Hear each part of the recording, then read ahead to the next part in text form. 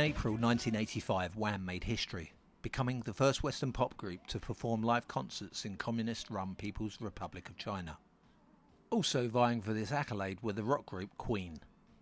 Aware of their aspirations, WHAM's management team sabotaged Queen's attempts to persuade the Chinese authoritarian regime by mocking up two publicity brochures.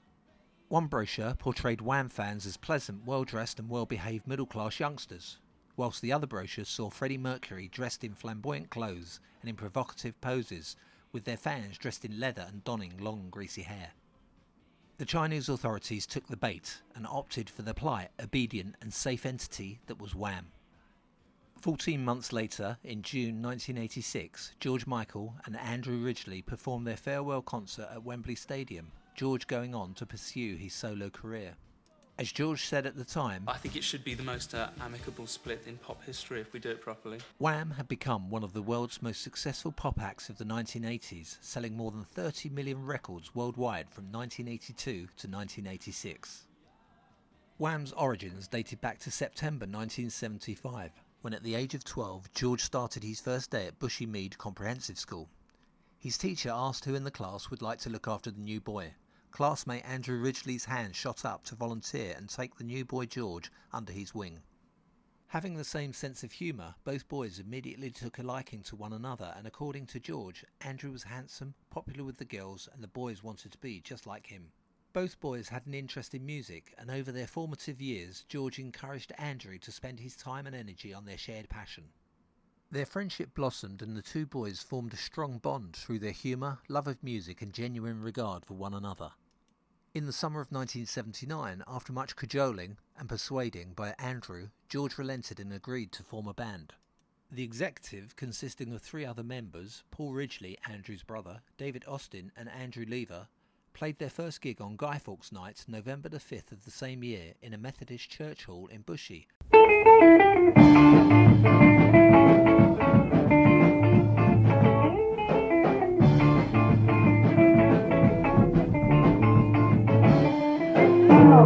Okay, wankers, third try.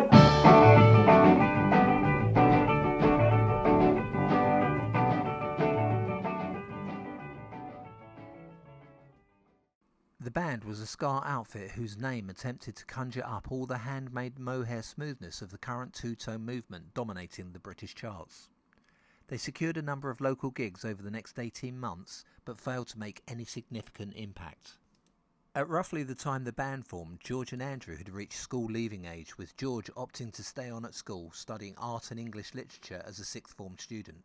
Andrew, on the other hand, had left school to attend Casio College in Watford. During this period, their relationship strained and began to deteriorate, and as George stated, because he went off to college and became terribly adult, suddenly he was a serious fashion victim. He was wearing really outrageous clothes and looked absolutely terrible and taking drugs and stuff. He thought that he had it made, that he had everything sussed, and at the time there was a lot of friction between us, and the only time we would actually talk or socialise was at band practice. We both still believed in that, but we were having a bad time of it between the two of us.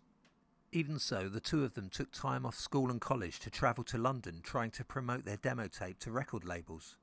They often blagged their way into meetings with A&R execs on the pretext that they had a confirmed meeting arranged and that the record company must have made an administrative error and insisting that their meeting go ahead. The response without fail was the A&R exec expressing an impressive lack of interest and bidding them farewell. The fate of the executive was sealed, its eventual demise inevitable. Failure of the band aside, Andrew and George's relationship thrived. Their passion for music and shared personal history had revived their friendship and love for one another, and the two young men continued to pursue their musical ambitions together. 2 years of continuously working on their songwriting left Andrew and George with a much stronger set, and they teamed up briefly with some older musicians who were able to pay for the rehearsal space. This was not to last, however, and before long it was back to writing and composing in the bedroom, and a series of part-time jobs.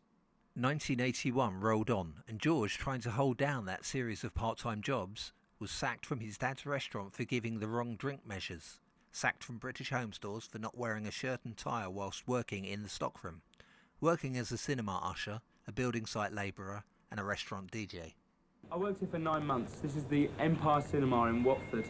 and I can't even pretend I got this far. I was never promoted to the front desk. I was one of the ones who tore the tickets as you went in and then slept in the back row for the rest of the film. In his autobiography, Bear, George Michael recounts, "I remember I composed Careless Whisper on my way to work. I was a DJ at the Bel Air restaurant. For Careless Whisper, I remember exactly where I was sitting on the bus when I had the idea, and where I was when I thought about the sax line. Andrew helped me in the finishing of it, when we actually put it down on tape."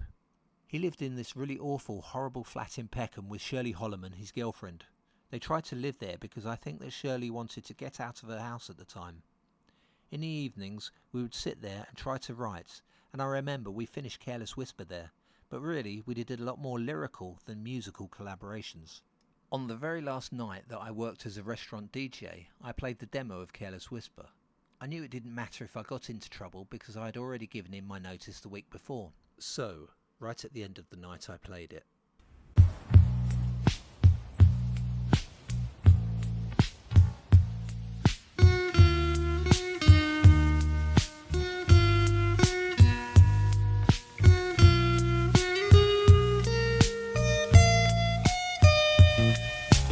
As I fall once more, I smell the varnish of this dance floor. To the heart and mind, ignorance is kind, but there's no comfort in the truth. Pain is all you'll find, and I'm never gonna dance again. Guilty feet have got no rhythm, and it's easy to pretend, but I know I'm not a fool.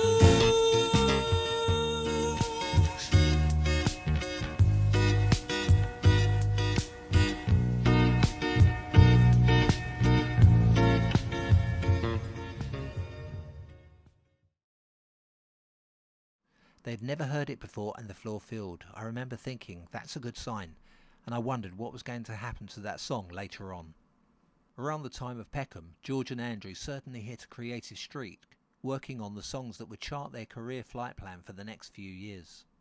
The boys were also busy checking out the London clubs like Le Beat Route, where one evening the name Wham was born. George had written Wham Rap. Well, I think it was Andrew actually. Originally we were in a club dancing, and we were kind of doing this like formation dancing and having a laugh, and Andy started shouting something about wham, bam and all this, you know, and we thought that'd be a good name for a group, and then we threw it out the window. We thought, no, got to think of something better than that. But eventually we came back to it because it seemed right for what we were doing, you know. Right. And in February '82 hired a Porter studio for £20 and recorded the song along with half of Club Tropicana and even less of Careless Whisper. The actual demo tape that got us the contract was about 4 minutes long, and it was just, we did it for £20 in Andrew's front room to try and get someone to give us, you know, because we had no money being on the dole. We wanted someone to give us the money to make a proper demo. Right. And we got a contract off it, which like we were really amazed with Innovision CBS. So here we are a year later. Wham sent that first demo to 30-odd record companies. An acquaintance of the boys, Mark Dean at Innovision, a subsidiary of CBS, heard the demo and things started to happen. In February '82, Dean met with Michael and Ridgely. "I'm going to offer Wham a deal with my new label Innovision," Dean said. "It's not a huge thing, I'm taking a punt. I'd like you to have a crack at recording a single or two, and we'll see what happens from there." A month later, in March, Dean signed up the boys to his label for 5 years with a £500 advance each. George celebrated the deal by getting both his ears pierced.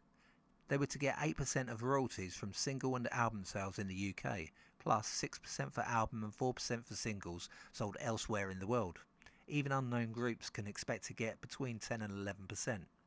And they were to get nothing for 12-inch singles, which at the time accounted for a huge chunk of their sales. Also, as part of that contract, Wham were obliged to supply one album per year.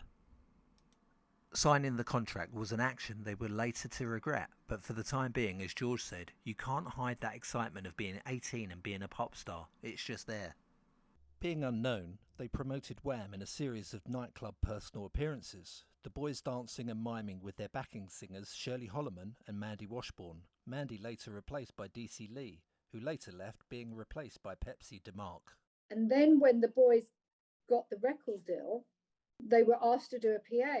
And I remember George saying to me, would you do a PA with us? And I went, of course I will. But what is a PA? I didn't understand what a PA was. And he goes, oh, we have to go to a club and we have to dance and we have to mime. And I remember thinking, that is awful. During this period, Wham Rap was released in June '82 to very positive reviews from the music press, but very little coverage in the way of airplay. Wham Rap peaked at 105 in the charts, but their follow-up single, Young Guns Go For It, which was released 3 months later, entered the charts at 73. The reaction was again enthusiastic, but this time with airplay, the single leapt to number 48. The record then dropped to 52 in the charts, but miraculously the following week the song jumped up the charts to 42, which landed Wham a slot on Top of the Pops. Following that crucial Top of the Pops television appearance, Wham became a household name up and down the UK, and the record peaked at number 3 in December 1982, while a re-released Wham Rap made it to number 8 in the following February. Bad Boys was Wham's third single, and the record made it to number 2 4 weeks after its release in May '83. But for the boys, this song was an acknowledgement that they were at their commercial peak but at their creative low points. George later stated, it wiped out our credibility totally.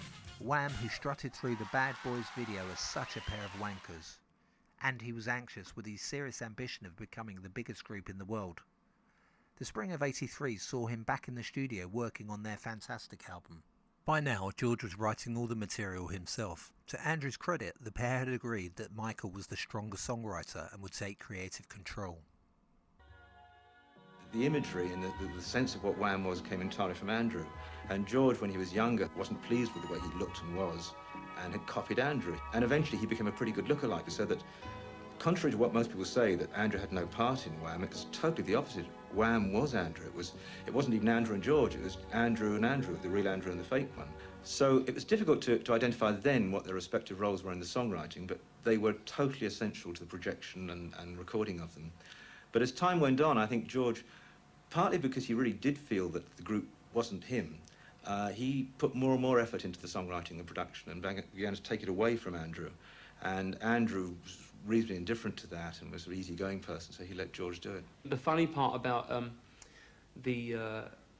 all the speculation about my input and Andrew's input is that between the two of us, we got it all sorted out very, very early. And basically, in terms of the songwriting, Andrew said, off you go, you know. He said, you know, I want us to be the biggest group in the world, and I think the way to do it is to let you go with it. Fantastic, Wham's debut album, was released in July '83 and peaked at number 1 in the UK album charts for 2 weeks, but only a modest showing in the US. And despite 3 top 10 singles and a number 1 album, Wham was struggling financially due to their poorly negotiated record contract. Wham went on to mount a legal challenge against their record company Innovision and its founder Mark Dean, who had initially signed them to the label. While the legal battle raged, Innovision released a medley of non-single album tracks from Fantastic, entitled Club Fantastic Megamix. The boys publicly denounced the move and urged fans not to buy it. However, it still sold in sufficient numbers to reach number 15 in the album charts. Under pressure from their parent company, CBS, Innovision conceded that there were royalty issues with Wham's contract, which in turn led to the boys receiving compensation and release from their original contract obligations to Innovision. I mean, I had this vision as a child of the rock and roll business, and I was once. I remember sitting in the office, or it was like makeshift office of our first record company director, whose name was Mark Dean.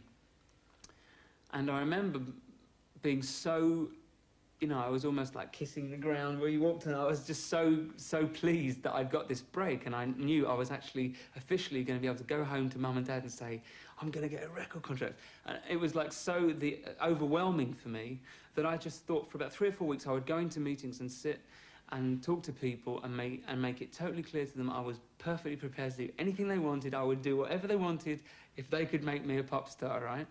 And it lasted for about 3 or 4 weeks, and then I realised that people didn't know how to do it. They literally didn't have a clue how to do it. And the realisation was just so it was such a shock that I think my immediate reaction was, right, if they don't know how to do it, I'm not going to do anything they want me to do, and I'm going to lay it out exactly as I see it. Now signed to Epic Records, another CBS subsidiary, with George and Andrew signed as separate entities, Wham returned in 1984, releasing Wake Me Up Before You Go Go in May, reaching #1 in the UK and US charts. I think Wake Me Up Before You Go Go is undoubtedly the most remembered Wham song because it's that much more stupid than anything else, George confessed. I still look at that video and I think it worked really perfectly for that song. Really poppy, really colourful, it totally captures that whole period.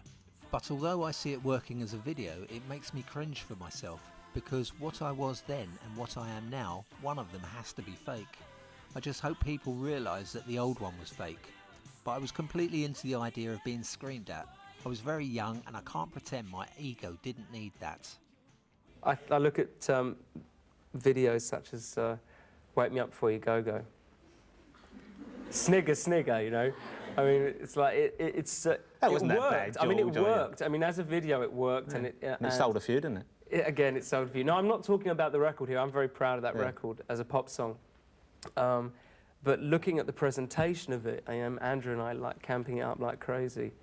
I look at it and it's not really me. I mean, I can't believe it was me then either. They're so funny to watch. With their first release under their new label Epic at the top of the charts, Wham released Careless Whisper in July '84, dedicated to George's mother. The song, previously co-written with Andrew, took barely 3 weeks to hit the top of the charts, where it would remain for a similar period, selling over 1 million copies and in the process becoming Epic's first ever 7-figure seller.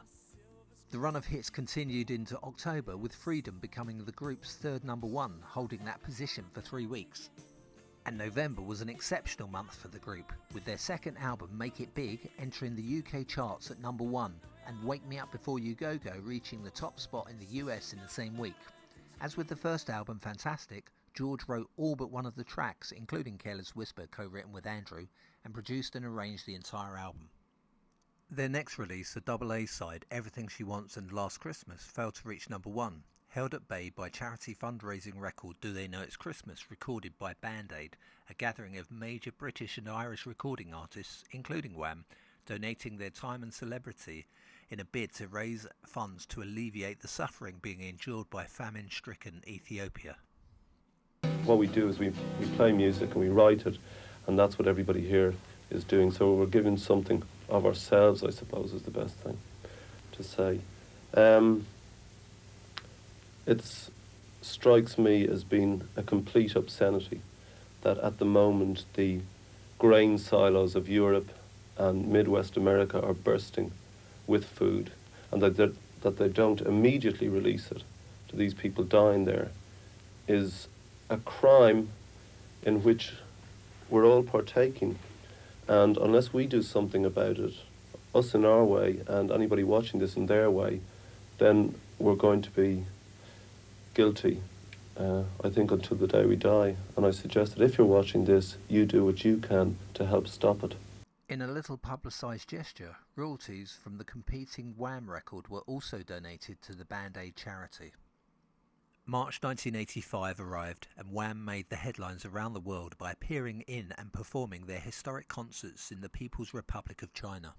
4 months later, back in England, both Andrew and George performed in the Live Aid concert to an estimated audience of over 1 billion people, George performing alongside Elton John with a rendition of Don't Let the Sun Go Down on Me and Andrew on backing vocals.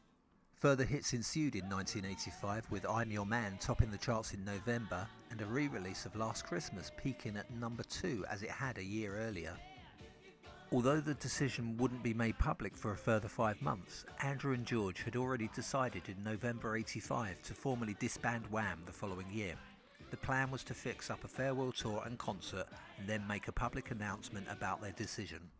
The thing was, we were having good fun. We were winding people up. The press loved the idea of the two separate entities and working them against each other, and sometimes, you know, making out that we were pals and sometimes making out we were enemies. We just laughed our way through the whole thing.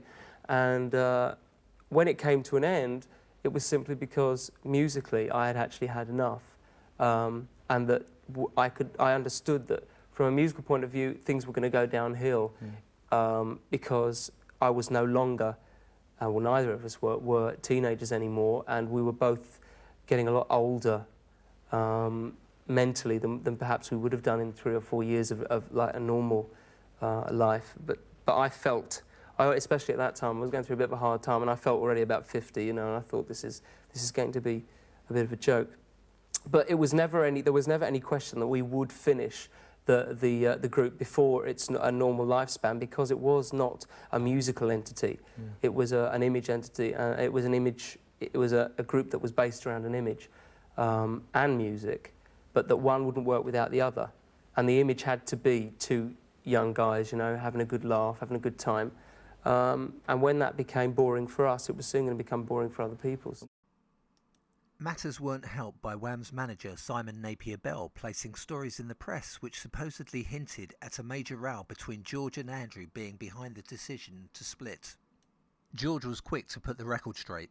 Simon keeps reiterating this point about me looking for an excuse to get rid of Andrew. He keeps rubbishing our relationship. I'm not going to let Simon do that. He's always thrown such a cynical angle on everything he's been involved in. It makes it all look such a sham. If we weren't friends in the first place, we wouldn't have stayed together this long. No way could I have done it without Andrew. I can't think of anybody that I've ever met who would have been so perfect, allowing something which started out as a very naive joint ambition to become what was still a huge double act, but really mine. I've never met anyone who could be so strong or generous enough to let that happen. He contributed so much. It was one of those things that just makes you think it was all meant to happen. The luckiest thing that ever happened to me was meeting Andrew. He totally shaped my life. It's not just those years, but the whole thing. He totally shaped it, and I would never begrudge him that credit. People put him down. You don't defend somebody at the dinner table by mentioning that they totally shaped your life, but that's the way I feel about him. There were lots of reasons for us splitting, but none of them were to do with our relationship, which was what was the best part of it in one sense, and was also the hardest part to see chipped away at by press and by people all around us. Because it wasn't just press, everybody was kind of jealous of Andrew, because Andrew seemed like someone who'd become rich and famous and not really done much for it. And he'd be the first to admit to that. But, you know, the only real person I think that had a right to complain about that, if anybody, would have been me, and I was not going to complain about it because it didn't worry me. And, you know, he was still one of my best friends. So when it came to an end, to have people all around us saying, yeah, well, you know, you'd had enough of him, hadn't you, George? Yeah. You know, it was very grating. On Saturday the 28th of June 1986, in front of 72,000 people at Wembley Stadium in London, Wham said goodbye to their fans, and on a professional level, one another. If you enjoy our content, please subscribe and help us grow our channel. See you next time. Andrew used to say he had a recurring dream that Bruce Springsteen was in the audience, and that Bruce Springsteen wanted to come up on stage with Wham. And but when he got up there, by the time Bruce got up there, everyone had left. That was Andrew's nightmare. But mine was just simply that, you know, I wasn't ready. I didn't know what songs I was supposed to be singing. So that's my recurring nightmare. George, from Wham. You may be a young gun, but you sure got big bullets. Okay. In 5, 4, 3, 2.